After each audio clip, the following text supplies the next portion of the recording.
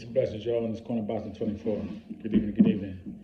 How's everyone doing this evening? Hope everybody's doing well. I'm doing pretty good over here. On this side, as always, God is great, God is good, and I can't complain. So, let's get into it.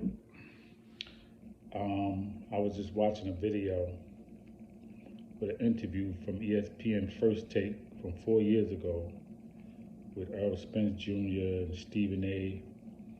and Max Kellerman.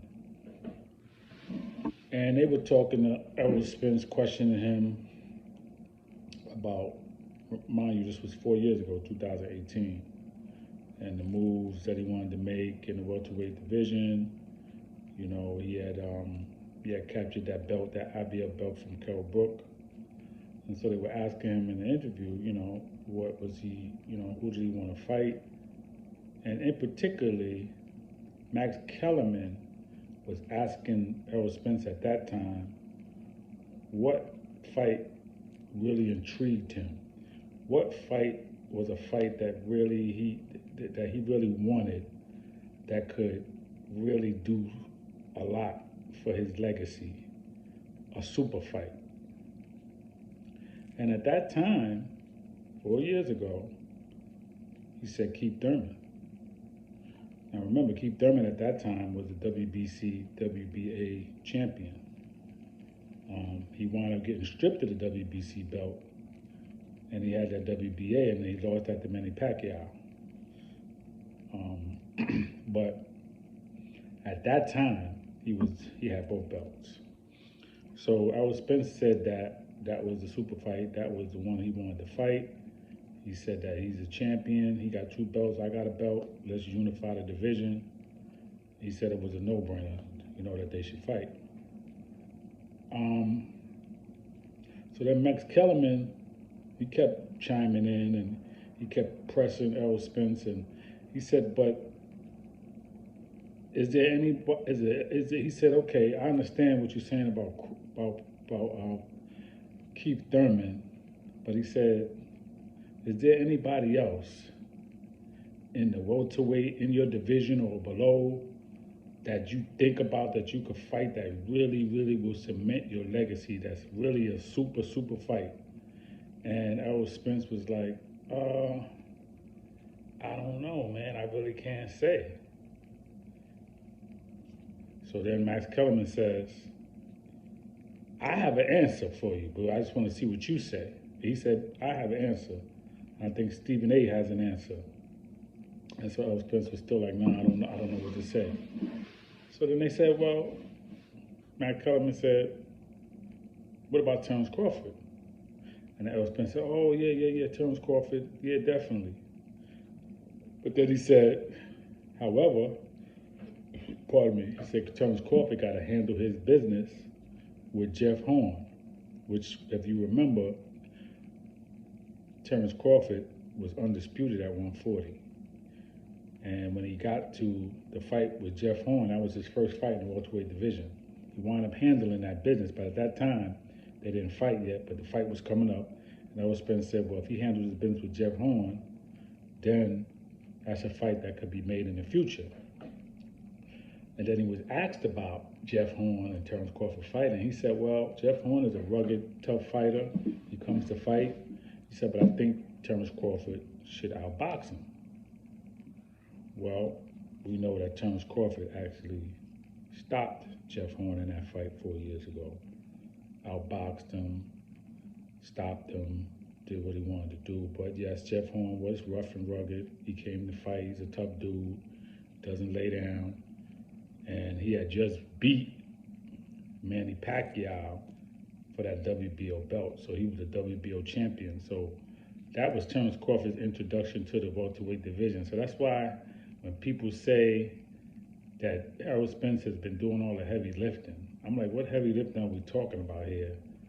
Because him getting that belt from Crawford wasn't a lot of heavy lifting. From Kell Brook over in England. That wasn't heavy lifting, because Kell Brook is not a busy fighter. He's a strong guy, decent boxing skills, but he's not somebody that you got to really worry about. Like, he was a favorite because he had that belt. But honestly, a lot of people kind of felt like Errol Spence was going to win that fight. So he didn't do no heavy lifting with that fight. Okay? If anything, Terrence Crawford did the heavy lifting because he's fighting a man that's rough and rugged and just beat the man, a boxing legend for years to come, the Manny Pac-Man Pacquiao. So that heavy lifting, man, I ain't even trying to hear that, right? So that's his introduction into the welterweight division. And here we go 4 years later, and they were supposed to have a fight, and negotiations fell apart. But I just thought it was interesting, when I saw that interview, how Keith Thurman was that man, right? And that's the fight that Errol Spence wanted. Of course, Keith Thurman avoided Errol Spence. He's promised him that he would fight him and never did. And now it's being said, I don't know all the details, but that could be a fight that Errol Spence is going to have to oblige. He might have to take that fight with Keith Thurman. Now, I would say this. If you're not going to fight Boots, you should fight Boots. He's the IBF mandatory, right? And that's the first belt that you got. So what better way to go out, or what better way to honor a fight than to fight for the belt that you first got? That's the first belt you got, IBF, from Kell Brook, right?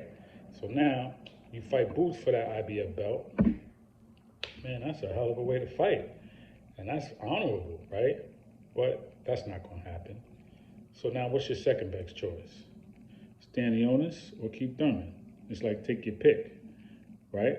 I know he don't like Keith Thurman because of what he did, and I don't blame him. Keith Thurman talks a lot. He gets under your skin, he gets on your nerves and all of that. But shut him up. My thing is shut him up, fight him, break him down, knock him out, and then you don't even have to talk about him no more. If you know what I'm saying, if that's what you could do, then go ahead and do that. Then you try to get the fight with Crawford again next year. I don't know if it's a wise decision because it's being said now that he's either going to go up to 154 or he's going to fight Keith Thurman. I don't know what's going to happen, but an announcement is supposed to be made this week. So Errol Spence got a choice to make. Crawford already has moved on. He's fighting David Avanesyan on December 10th. So now he has to decide if he wants to stay busy for this year and get something in because he hasn't fought, well, less time, not a whole year. Crawford hasn't fought in a year this month. But Spence fought earlier this year. He fought with Ugas. So he only got a few months under his belt that he hasn't fought. 5 months, 6 months. So he's better off. So he could actually bypass a fight this year and be okay for a fight early next year. But if you want to just stay busy and fight, you fight Stanionis, I guess, who has the WBA belt. I think he beat Stanionis with not too much problem. No disrespect to Stanionis, good fighter, but you're not going to beat Errol Spence just standing right in front of him. He's going to break you down. You're not the fighter that could beat Errol Spence. Okay, Keith Thurman, I think he has a better shot because of his experience. I think he got some movement that could possibly give Errol Spence some problem. I still think Errol Spence would break him down and beat him, but I think it would be more of an entertaining fight with Keith Thurman than it would be with Stanionis. That's just my opinion, right? So that's where we're at. Either that or you moving up to 154. Like me, I'm a hardcore boxing fan. And hardcore boxing fans, we don't really want to hear rumors. We really just want to see a fight. What you going to do, man? You moving up to 154 to fight who? Who you starting out with? You fought Danny Garcia already. He's at 154. Who you fighting? Tony Harrison coming in the door? Who you fighting? Erickson Lubin? Fundora? We know you're not fighting Jamel Charlo, your stablemate. And then it's being said that if you come 154, he gonna move up to 160 and let you rock the belts, let you vie for them belts. But then you say you still want to fight Crawford at 147. So you're saying if you go up to 154, you're gonna come right back down and fight him because you still want that fight. My thing is just stay at 147. Finish your business. I mean, I know you've been at 147 for a while, but hey, it is what it is, right? I mean, that's the division that you're in. That's the division where you've been successful. So, hey, what's it going to hurt you to stay there for one more fight and get the Crawford fight? I mean, I don't think it's a big deal. But you do what you want to do. If you want to go to 154 and come back down, then I guess you can do that. You got the luxury to do that. Hopefully, that fight could happen next year, early next year. But if not, y'all just got to move out the way and let Boots get his shot, and let him make these guys put them on front row.